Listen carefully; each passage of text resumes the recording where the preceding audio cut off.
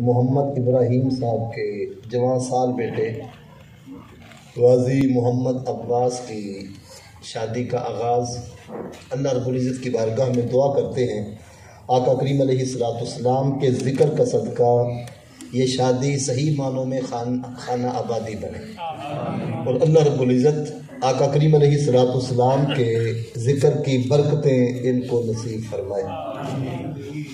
اس موقع پہ آقا کریم علیہ السلام کے ذکر کی یہ جو مجلس سجی ہے مجھے اور آپ کو حاضری کی سعادت نصیب ہو رہی ہے۔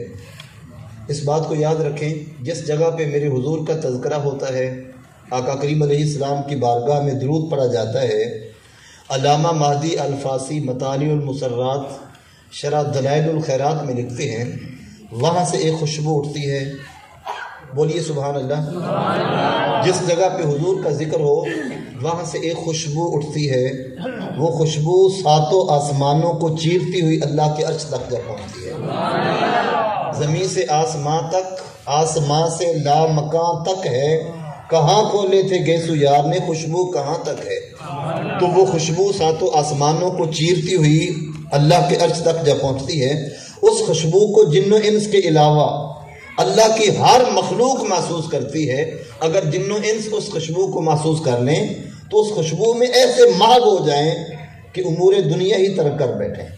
اللہ کی مخلوق اور فرشتے جو اس خوشبو کو محسوس کرتے ہیں وہ اہل مجلس کے لیے مغفرت کی دعا کرتے ہیں، اور اللہ رب العزت مخلوق کی تعداد کے برابر اہل مجلس کے نامہ اعمال میں نیکیاں لکھ دیتا ہے، اللہ اتنے ہی درجوں کو بلند کر دیتا ہے۔ کی کچھ نہ تو ساڈی آکھاں خلقت دے سردارا، کی کچھ نہ تو ساڈی آکھاں خلقت دے سردارا، لکھ صلات سلام تیرے تے لکھ درود ہزارا۔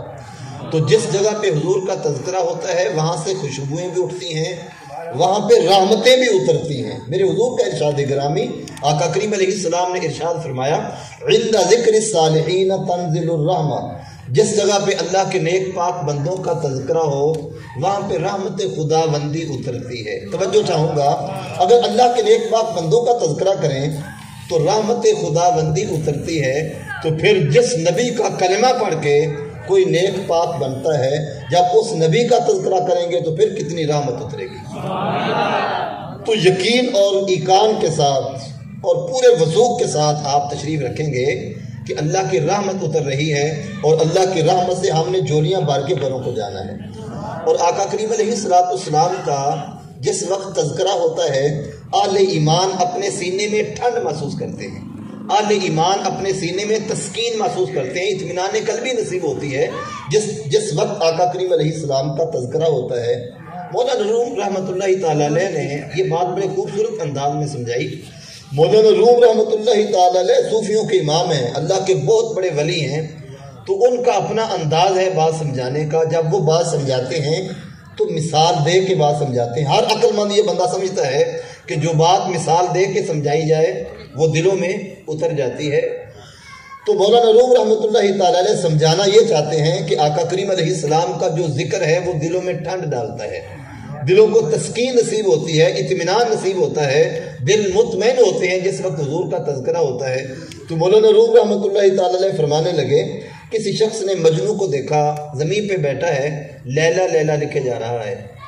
دیکھنے والے نے کہا، مجنو یہ کیا کام کر رہے ہو؟ تو مجنو نے آگے سے جواب دیا، کہنے لگا، گفت مشق نام لیلا می کنم، گفت مشق نام لیلا می کنم، خاطر خود را تسلی می دہم۔ کہنے لگا، میں اپنے محبوب کا نام لکھ لکھ کر اپنے دکھی دل کو قرار پہنچا رہا ہوں۔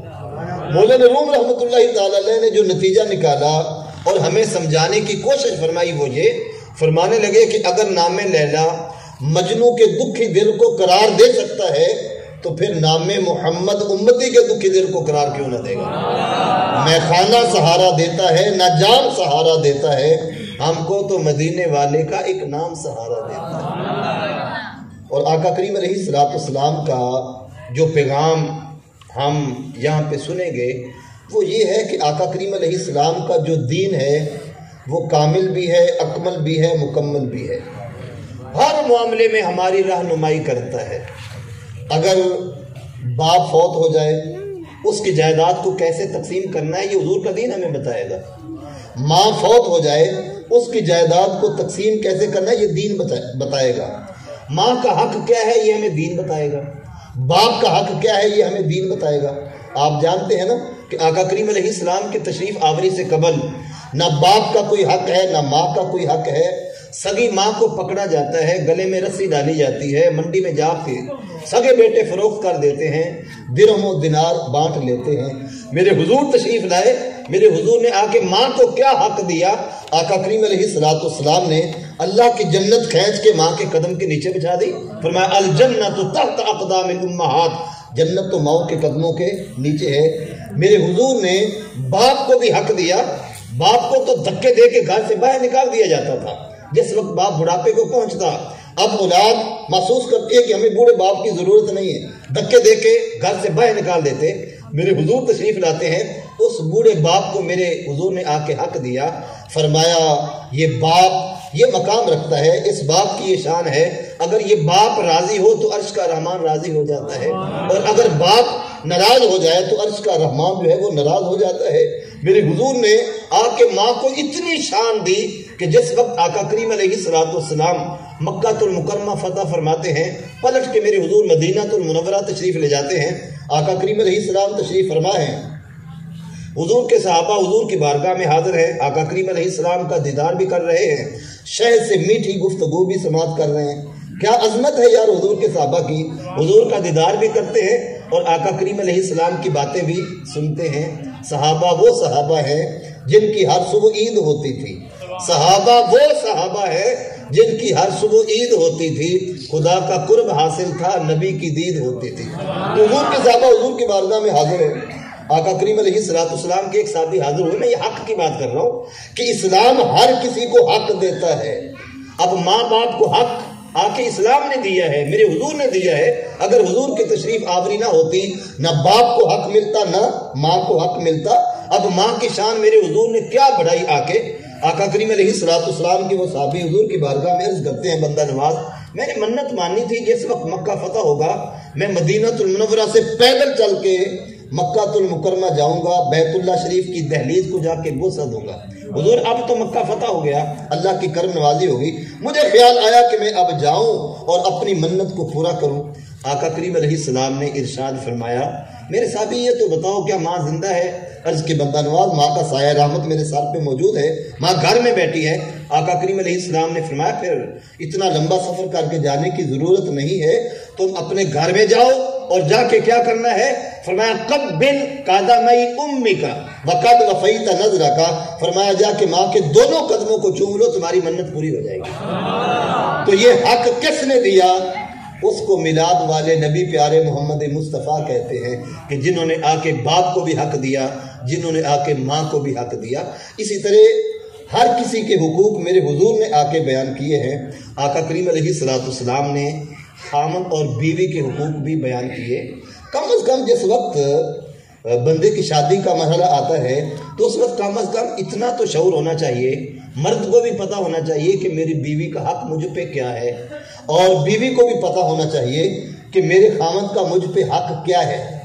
آقا کریم علیہ السلام کے دامن کرم سے اگر ہم وابستہ ہیں, حضور کا کلمہ پڑھا ہے, تو کم از کم ان حقوق و فرائض کا ہمیں پتہ ہونا چاہیے. دیکھیے آقا کریم علیہ السلام نے بیوی کا حق کس انداز میں بیان کیا اور خامد کا حق شریعت نے میرے حضور نے آ کے کس انداز میں بیان کیا. پہلے تو میں یہ بات عرض کروں گا, آقا کریم علیہ السلام کا یہ ارشاد گرامی ہے.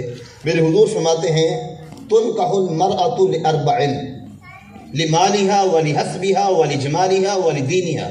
حضور فرماتے ہیں کہ کسی بھی عورت سے جو نکاح کیا جاتا ہے وہ 4 چیزوں کی وجہ سے نکاح کیا جاتا ہے. یعنی عام طور پہ لوگ 4 چیزوں کی وجہ سے نکاح کرتے ہیں.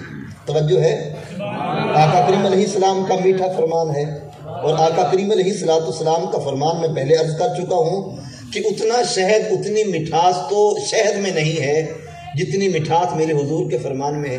وہ میاں صاحب نے اپنے انداز میں کہا تھا, کک سواد نہیں مصری اندر, کک سواد نہیں مصری اندر, کھنڈا میں چکھ ڈٹھیاں انہاں ساریاں چیزاں نالوں گلنا سجن دیاں مٹھیاں.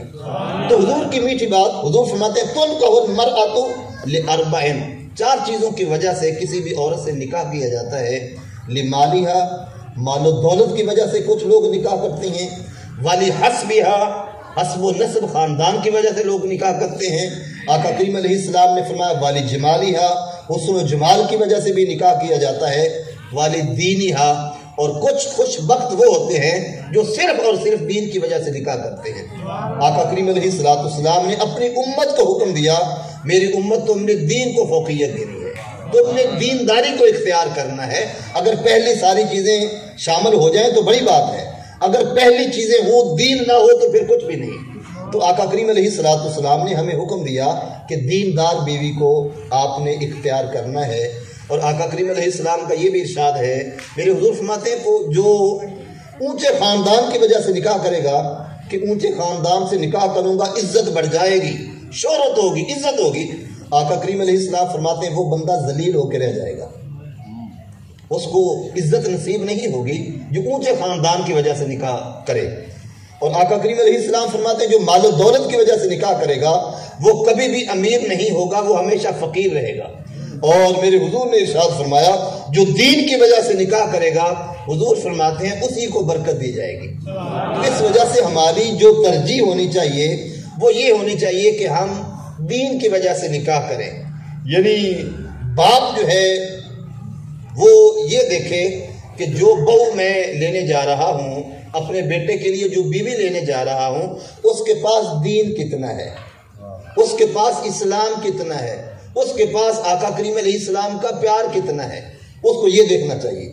اور اسی طرح جو بیٹی کا باپ ہے وہ جس وقت اپنا داماد ڈھونڈے تو اس کی بھی یہی ترجیح ہونی چاہیے کہ جس کو میں اپنی بیٹی دے رہا ہوں اس کے پاس دین کتنا ہے، کیا وہ نمازی بھی ہے کہ نہیں، کیا وہ آقا کریم علیہ السلام کا صحیح غلام بھی ہے کہ نہیں۔ تو جس وقت یہ ہماری ترجیح ہوگی تو پھر دیکھنا بیٹی کیسی جو ہے وہ خوبصورت زندگی گزارتی ہے۔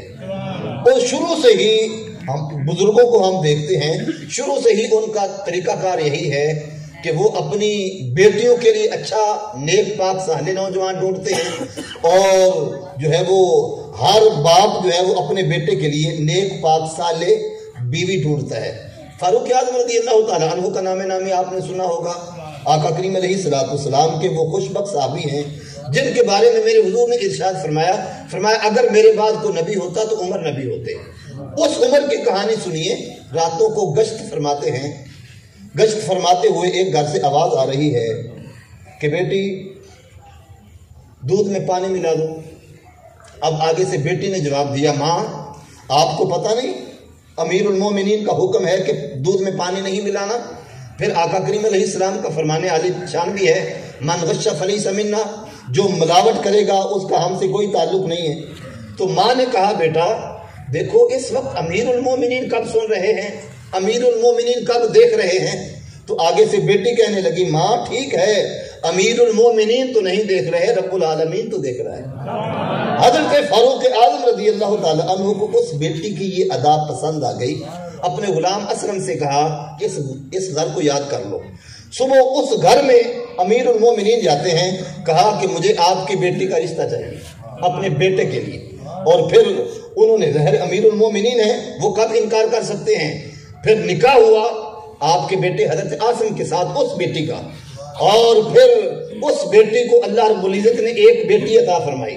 پھر اس بیٹی کے بطن سے ایک اسلام کا بہت بڑا نام، اسلام کا ایک بہت بڑا ہیرو پیدا ہوا جس کو دنیا عمر بن عبدالعزیز کہتی ہے۔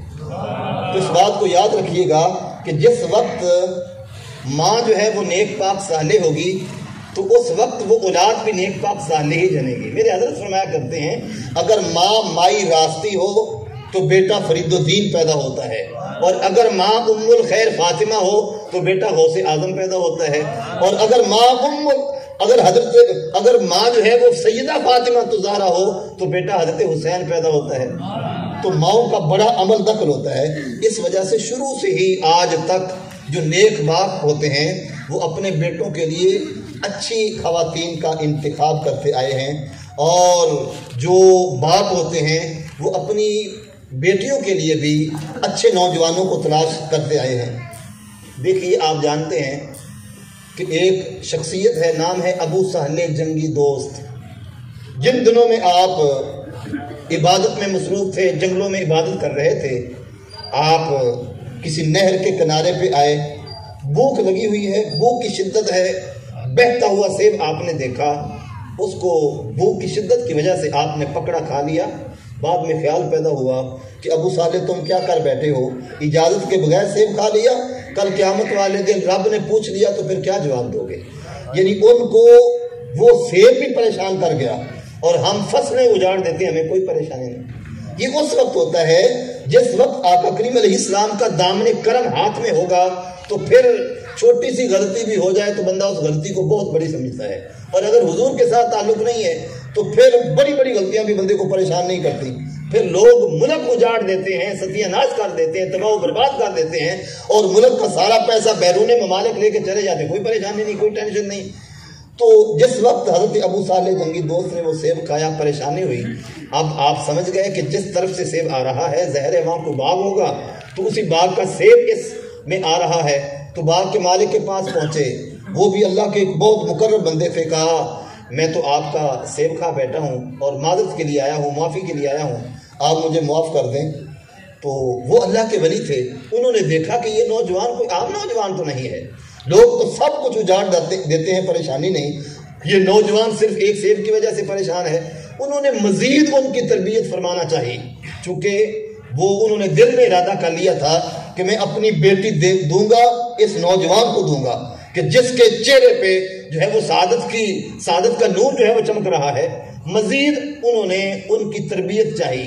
تربیت کرنے کی خاطر بہانہ بنایا، بیٹا ایسے تو معافی نہیں ملے گی، اتنے سالوں تک تجھے میرے باپ کی رکھوالی کرنا ہوگی، باپ کی خدمت کرنا ہوگی، پھر اس کے بعد ایک اور شرط ہے وہ بتاؤں گا.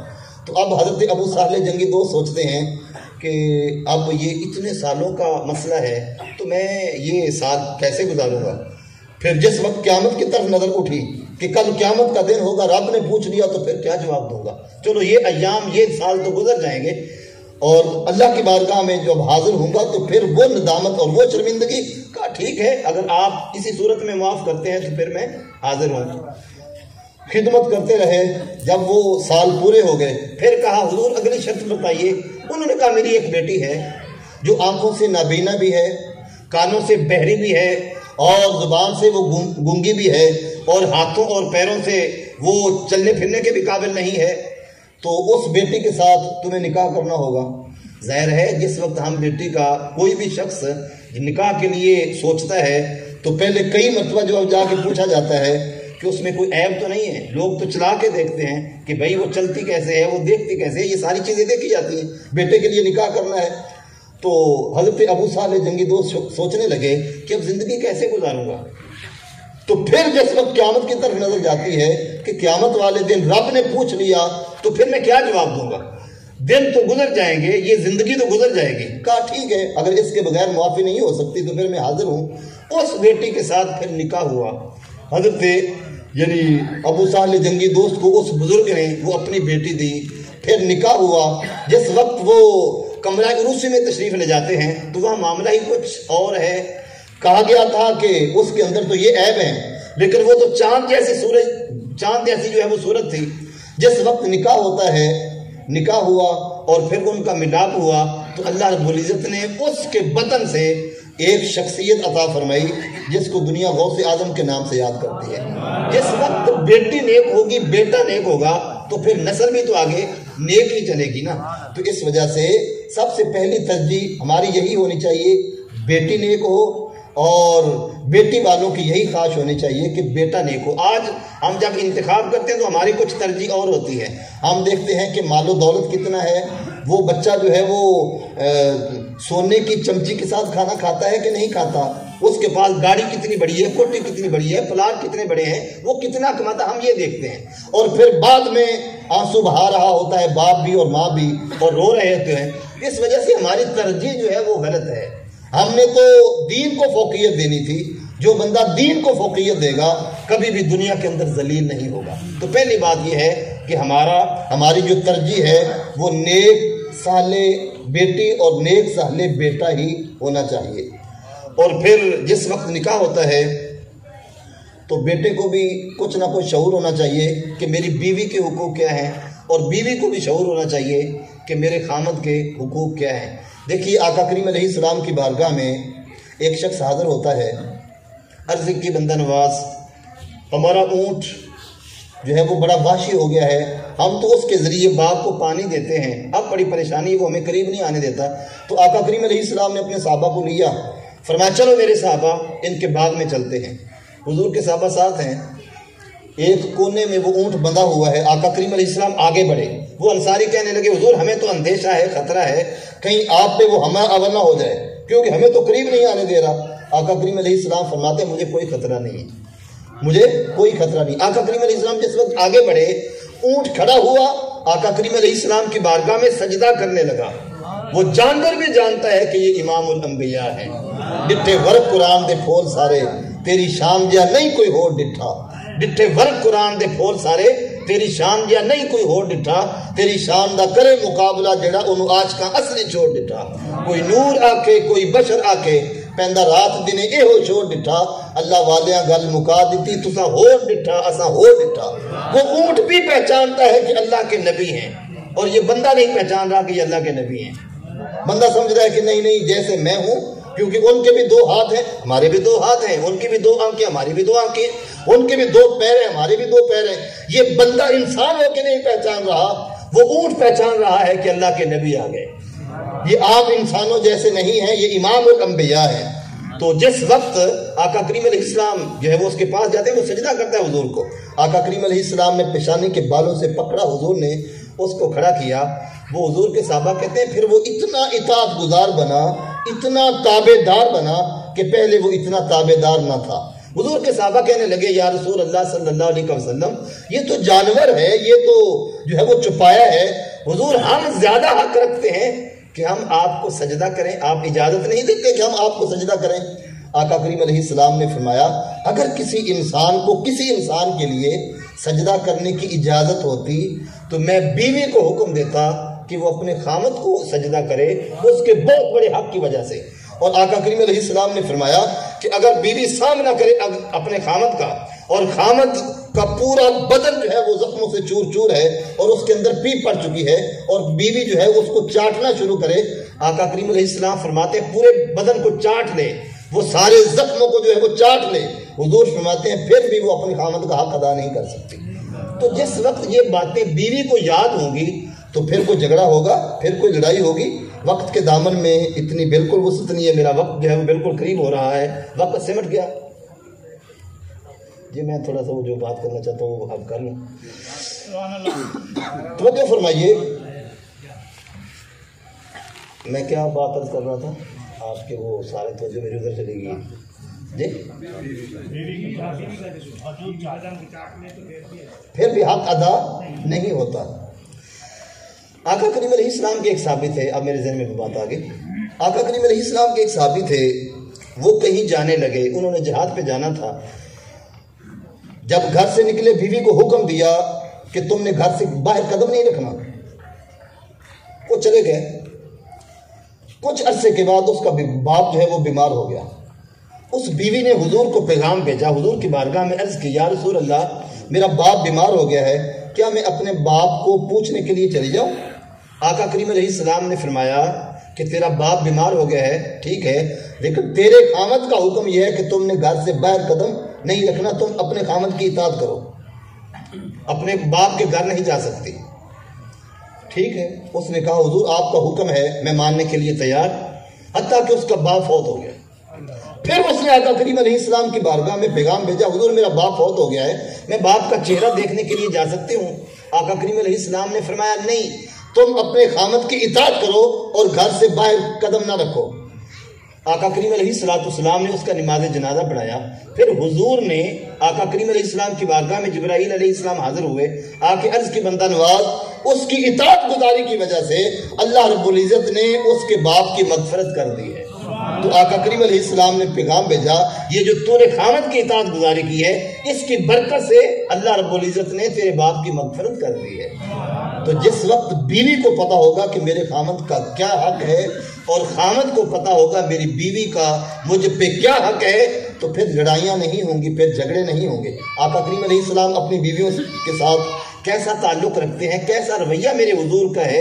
آقا کریم علیہ السلام تشریف لاتے ہیں، اماں جی سیدہ عائشہ صدیقہ رضی اللہ تعالی عنہ پانی نوش فرما رہی ہیں۔